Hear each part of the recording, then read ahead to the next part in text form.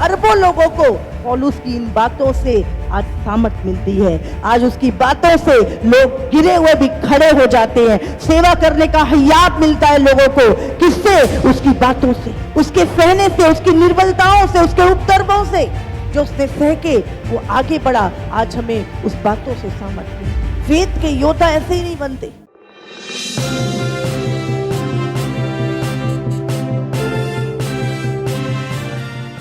2 कुरिन्थियों 12:5 में, ऐसे मनुष्य पर तो मैं घमंड करूंगा, परंतु अपने पर अपनी निर्बलताओं को छोड़ अपने विषय में घमंड ना करूं। वो प्रभु की चीजों पे घमंड करता था। प्रभु जो उसको दर्शन देता था, प्रकाशन देता था, और वो क्या करता था? बताता था लोगों को। पौलुस भी आपके और मेरे जैसा ही एक व्यक्ति था। वो कलीसिया को सताने वाला व्यक्ति था। भजन संहिता 73 का 26 वचन, मेरे हृदय और मन दोनों तो हार गए हैं, परंतु परमेश्वर सर्वदा के लिए मेरा भाग और मेरे हृदय की चट्टान बना है। यहाँ पे पौलुस कह रहा है, मैं बहुत दुखी हो गया, मेरा मन और मेरा हृदय दोनों हार गए। कई बार महसूस होता है ऐसा कि मैं हार गया हूँ। यहाँ पे दाऊद का भी क्या हुआ?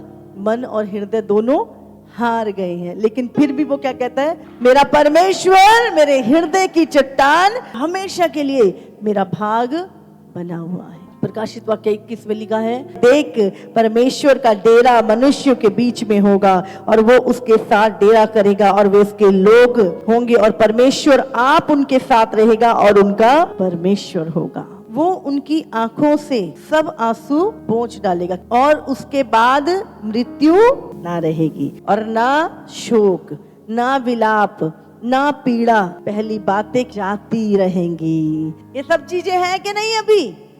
लेकिन प्रभु कह रहा है एक दिन ऐसा आएगा कि जब ये सारी पहली बातें क्या है?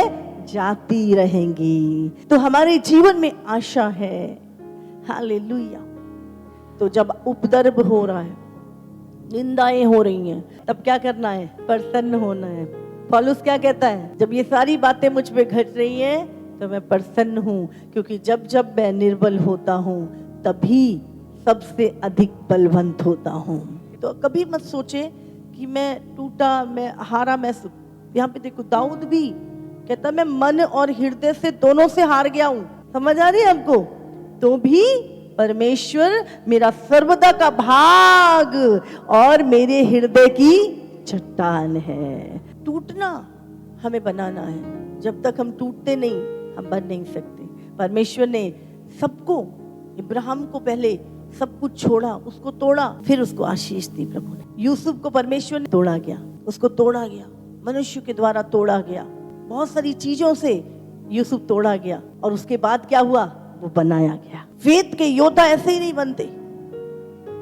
फेथ के योद्धा विपरीत परिस्थितियों में बनते हैं। जब उन्होंने परिस्थितियां साथ नहीं दी और फिर भी उन्होंने फेथ किया, तब वो विश्वास के योद्धा बने। भजन संहिता 147 उसका 3 वचन, वह खेदित मन वालों को चंगा करता है और उनके शोक पर मरहम पट्टी बांधता है। केवल शरीर नहीं, शरीर की चंगाई से बहुत अधिक मन की चंगाई मायने रखती है। कि जब बीमारी में मनुष्य कैसे मरता है? जब उसका मन हार जाता है।